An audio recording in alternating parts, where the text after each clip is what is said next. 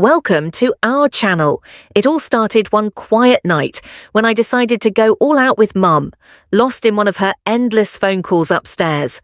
The house felt like it belonged to just us. I hopped onto Dad's lap in the living room, whispering silly secrets in his ear. He said stop. He claimed it was unsafe. Still, I kissed him.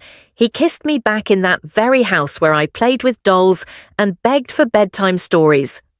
I kissed my father as if he were my lover. He yanked me onto the bed and ripped my clothes apart. I wrapped my legs around his waist. Craving more, he reached into my pants, his soft finger massaging my hole. I was completely lost in that moment. I lost track of where I was. The feelings were amazing, the highlight of my life. I just had to go for it. He hit me with such intensity, like he had been waiting for this moment forever. I'm Celeste. I boldly seize whatever I desire. This is the story of how I tested the unthinkable. And if you're new here, yes, this is my channel. Welcome back. If you're new, don't forget to subscribe, like and hit that notification bell. Hey, returning subscribers, thanks for dropping in. Let's dive in. I was raised in a cozy castle, not your typical castle with stone towers or golden thrones, but a sleek suburban fortress in Chicago, featuring polished floors, designer furniture, and a walk-in closet. Larger than most bedrooms, Dorian and Vera built everything for me. I was handed the world on a silver platter: dresses, phones, vacations. Anything I wanted, I got. I didn't need to earn a thing. All I had to do was smile or pout, and everything fell into place. Maybe that's where it started, the idea that I could have anyone, even him. Possibly excessive school was no different. Teachers boosted my grades beyond what I earned. The boys idolized me, the girls were jealous of me. I knew how to command a room, shifting the atmosphere with just a whisper or a touch. I had no shame about it. I craved power, and I loved every moment of it at home. It was a whole different story, more perilous. Dad was always a looker. He had that classic look, tall, strong arms, a voice like gravel and velvet. He thrived in finance, returning home, radiating success as a kid. He'd spin me around and call me his girl. I would laugh and dissolve in his embrace, but something shifted. After I turned 18, his hugs lingered longer, felt different, like he wasn't just holding his daughter anymore. I spotted things his gaze held steady as I strolled into the kitchen, wearing nothing but a shirt. His hands lingered just a moment too long on my shoulder. He never crossed the line, always stayed within bounds. I could feel it. The tension was palpable. The intrigue it was, as if he doubted who I'd turn into. I wasn't either. Mum was always on the go, constantly hitting up charity events, yoga sessions and girls' dinners. She loved me absolutely. I think she trusted me a bit too much. Maybe she just put too much trust in Dad. The house gradually became ours, just him and me. Maybe I imagined it at first, maybe not. But it began as a tiny spark. I'd strut around in snug shorts, bend too far while picking something up. Ask him if he thinks I look stunning in my new dress. Initially, he'd just laugh, shake his head and act like I was being ridiculous. I caught the flicker in his eyes. I brushed past him in the hallway and his breath hitched. That's when it hit me. He was on the same wavelength. The line we were never meant to cross. It was already a blur. One evening, I strolled into the living room clad only in his button-down shirt. He lounged on the couch engrossed in a book. I played it cool, like it was 1980. Nothing snagged a soda from the fridge and plopped down next to him. His body stiffened. He avoided my gaze. "What's up?" I curled my legs under me. "You should put something on Celeste," he said. "Why?" I tilted my head, fainting innocence. "I've rocked a swimsuit before. That's unique." I leaned in, really. No response, stood up and bolted out of the room. That was a tempting one. I waited for Mum to head out to her weekend spa retreat. The second time, everything was set. Wine music, dim lights. I invited Dad to catch a movie with me. I said I miss our time together. He sat next to me, tense and cautious. I laughed way too loud. I brushed his knee as I leaned in to refill his glass. Midway through the movie, I leaned on his shoulder, feeling his body hum like a live wire beneath my cheek. "You're drunk," he whispered. No prime lit feeling great. He jumped up and headed to bed. Another setback, but he was breaking down. Bold move on the third attempt. Sunday morning vibes, Mum was at church. I figured Dad would be in the den, lost in a book. I strolled in clad only in lace underwear and a tank top, so sheer it was practically see-through. I grasped his coffee mug tightly and leaned in to pass it to him. "Morning," I chimed cheerfully. He glanced up and stopped dead in his tracks. His gaze slid down my body, landing on my thighs. He closed his eyes and turned away. "Get dressed now, why not?" I joked. "Are you not impressed by what you see?" His jaw tightened. "I am your father." You missed the question. I perched on his lap. He let me go, and that was just the start. No kiss that day, left it untouched since then. But then everything shifted. I could see it in his eyes, a hunger he could no longer conceal. He dashed out of the room, the silence crackled with electricity. It happened 3 days later. Mom's gone again in the kitchen, barefoot grooving to tunes, while whipping up a midnight snack. Dad walked in, donning his robe bed head alert. "You need to be in bed," he said. "You definitely should." He moved in closer. I stayed put, locked eyes, and held the moment he kissed me. It was awkward, unsure, absolutely real. Once that line was crossed, there was no turning back that night. He led me to the living room couch and claimed me definitely not his daughter, his lady the next morning. We stayed silent about it. We exchanged a glance, a mix of shame and excitement sparking between us. I figured it would end there, just one terrible blunder. But it failed to do so. We plunged in waves dragging us down. That was a mistake. Twisted. We just couldn't halt. I really didn't want to. Once you savor the forbidden, nothing else matters. That first night with Dad flipped everything upside down. It's not out there, it's within us. We crossed a line, and instead of recoiling, we charged forward. I woke up the next morning wrapped in his arms, his breath warm against my neck. Silence reigned, no words, no awkward apologies. A storm is brewing, not fading away. I returned to my room just before dawn. Mom was still snoozing. I quickly brushed my hair in front of the mirror and flashed a smile. No guilt here, no sign of life. I felt unstoppable. Stunning, adored men are drawn to what ignites their passion in Dad. I sparked feelings in him that Mom hadn't in years. It began to occur more frequently. I'd sneak into his room late at night, whether she was home or not. Silence reigned between us. No need to. He had given up. He's mine now. I knew exactly how to keep him. I'd rock his favorite colors, cook for him when Mom was swamped, crack up at his silly jokes, perch on his lap, feigning interest in my phone. I once left a hickey on his neck. He slathered on makeup, hoping to hide it from Mom, but she caught on. He claimed it was a burn from a curling iron. She trusted him. She always trusted him. I could see the confusion in her eyes. Her gaze on him as he doubled over at my jokes was electric. Her glare when he pulled out a chair for me, leaving her standing, was intense. She sensed it. The change. She had no idea how deep it really went. We didn't either. One night I went all out. Mom was upstairs deep in a long phone call. I hopped onto Dad's lap in the living room, whispering silly secrets in his ear. He said stop. He claimed it was unsafe. Still, I kissed him.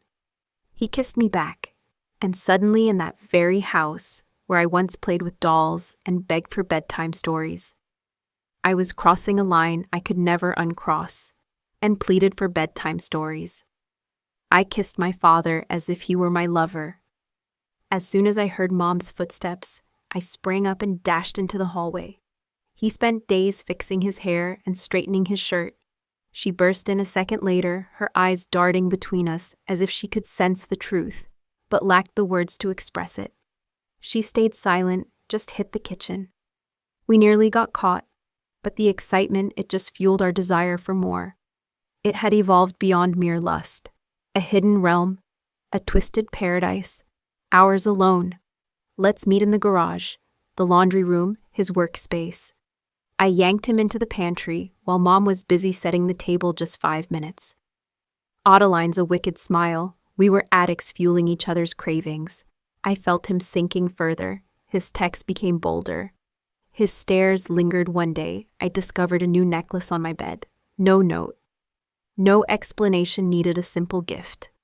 I rocked it at dinner. Mom loved it. Dad nearly choked on his wine. I grinned. Then cracks began to appear. He fired off questions. He lay in bed staring at the ceiling after their night together. "What's the plan?" he inquired. I just shrugged, having a blast together. This isn't right. Celeste, just stop. He just couldn't. Sometimes he'd gaze at me, a deep ache in his eyes, as if he regretted ever giving in. I knew better, that ache, not guilt. It was pure hunger. He was all in.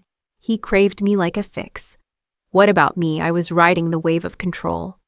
We let our guard down messy. I slipped on his shirt for breakfast, and Mom's gaze locked onto me for a whole minute. It came from the laundry basket.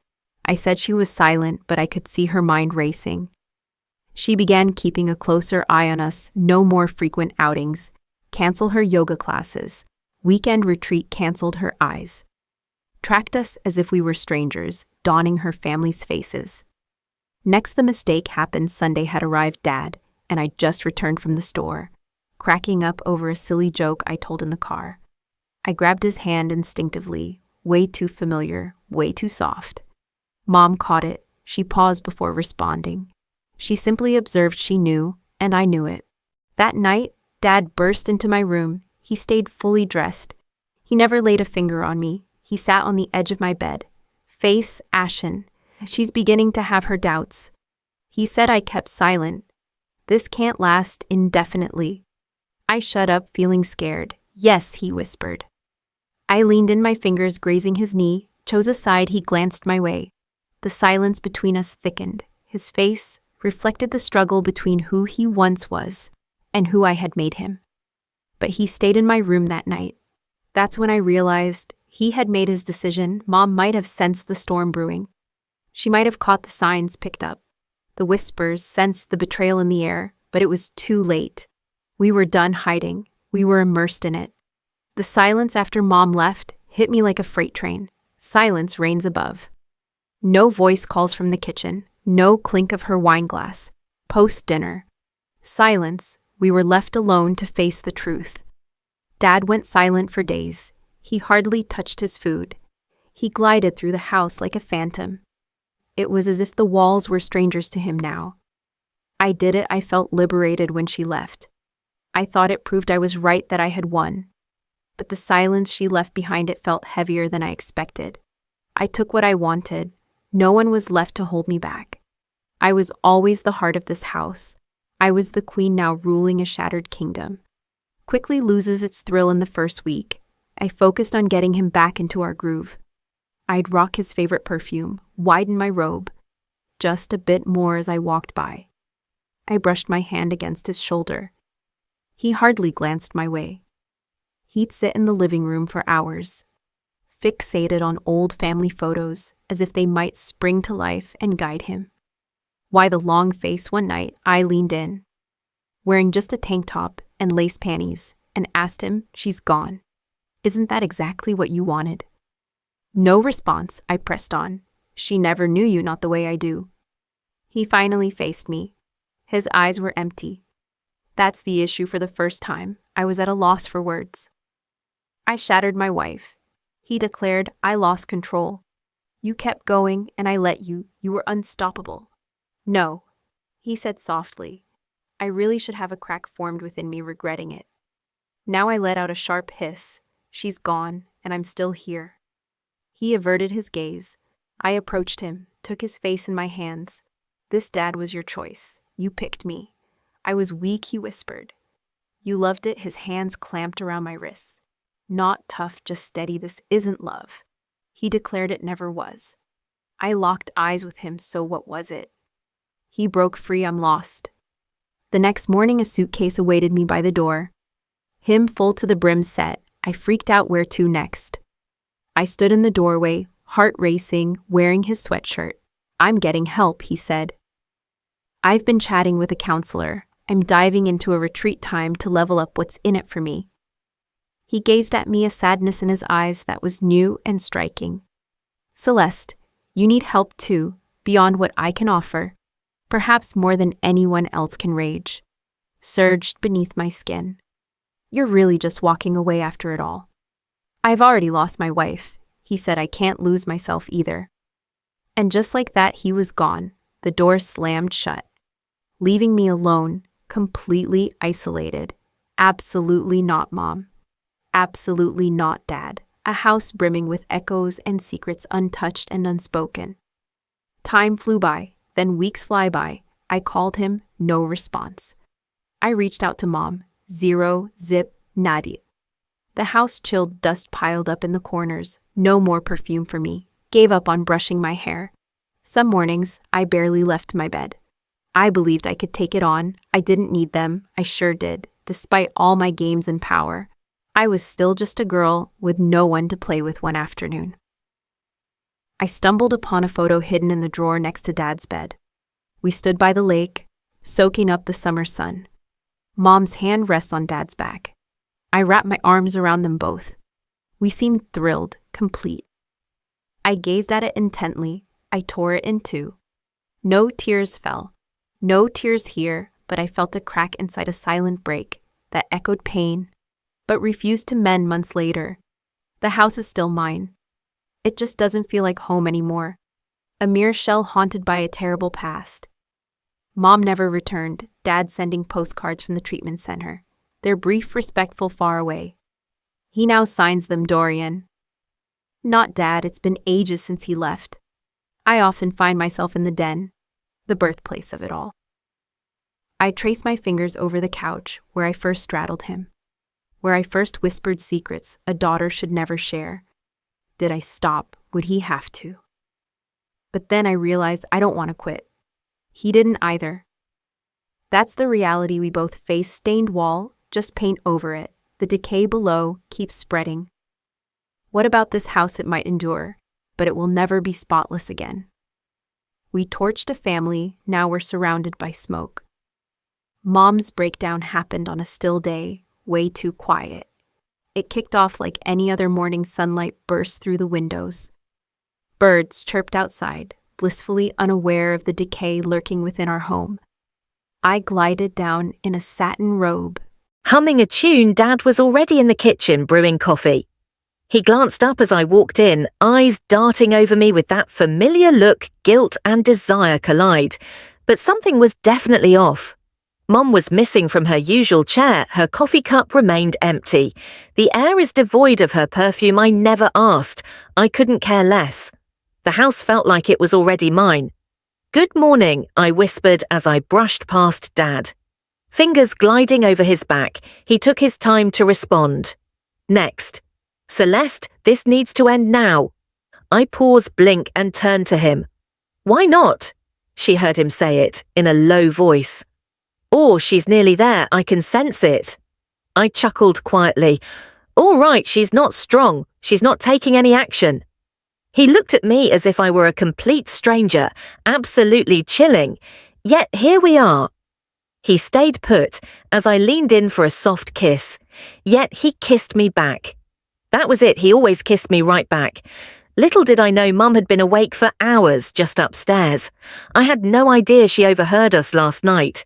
The floorboards creaked softly outside her door. Muffled whispers reached my ears. Those giggles, a silence that roared betrayal for weeks. She had spotted the signs, but now she was aware. She stayed up until noon. Her face was ghostly white. It felt like all the colour had vanished. She avoided my gaze. She plopped down on the couch. She folded her hands in her lap. I stood in the doorway, cool and collected. Self-assured, "Hey, Mum, everything good, take a seat," she whispered. I shot a quick look at Dad. He stood frozen, trapped behind her coffee mug, quivering in his hand. Here comes Celeste. I strode into the room and took a seat across from her crossed legs. The rope slipped off my shoulder a bit. She held her gaze steady. I craved the truth. She gazed right through me, everything I wasn't pretending to misunderstand, which truth I mentioned it just to see how things would go. Her lips formed a tight line. Stop pretending you don't know. You think I haven't noticed your gaze on him. His gaze is electric. I've noticed the stains on your sheets. Fragrance lingers in my bed. I'm no fool. Dad moved in Vera. Silence. She snapped, her voice shaking, her eyes shot back to mine. What's up, Celeste? Are you in bed with your dad? Chill swept through the air. Dad let the mug slip from his hands. It crashed to the floor. Hot coffee splashed across the tiles. Everyone stayed still. I tilted my head. Want me to lie? She recoiled. That was all the answer needed. The silence lingered endlessly. Dad collapsed into the armchair, utterly drained. Mum just gaped. What about me? I stayed focused. How could you do that? She whispered at last. He's your dad, absolutely not, cool voice. I said he's your man. You simply lost the spark to keep him engaged. She hit me, challenging my cheek, burned. But I stood my ground. I smiled, got it. I whispered your true self. Her eyes brimmed with tears. She faced Dad. What's the time frame? He stayed silent. What's the time frame? She let out a piercing scream. He buried his face in his hands, disintegrating like paper months. She gasped and stumbled back as if he'd struck her. I poured my all into you. She wept. This family is yours now. This place you wrecked it my bad. He murmured. You went for it anyway. She let out a piercing shriek alongside her. Her voice broke. She glanced at us, eyes wide, as if we were unrecognizable monsters.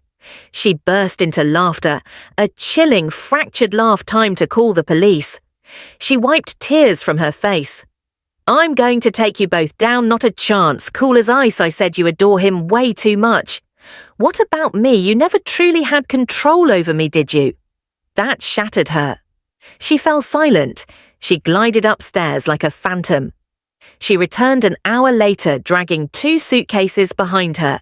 Dad jumped up, bewildered Vera. She shot him one final glance. Your decision is made. She shot me a glance. Her eyes were lifeless. You're not my kid. She burst through the front door, and just like that she vanished. Keep it calm. No tossing items around, no last-minute requests. Only silence and the heaviness of our actions. Dad stood still for what felt like ages. This isn't what I wanted, he finally said, his voice hollow, almost like he was just thinking out loud. But neither of us had stopped it when we still could. But you didn't halt it either, I murmured. He glanced my way, and I caught it. Missed chances, disgrace, something's breaking deep within. Yet he still didn't ask me to go. He still didn't declare it was over. We had obliterated her, and we stood strong. Ever found yourself in a situation like this? I get it. Your mind's racing with possibilities. What action did you take? Subscribe, like, and smash that notification bell for more exciting stories like this.